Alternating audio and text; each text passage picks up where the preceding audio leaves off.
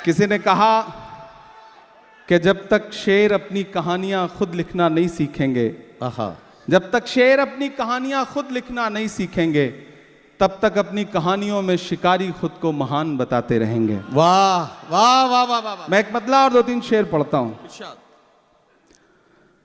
कि झुलस रही है आग में दुनिया, पानी लिख। वाह, दुआ मांगता हूं सब बड़ों से भी।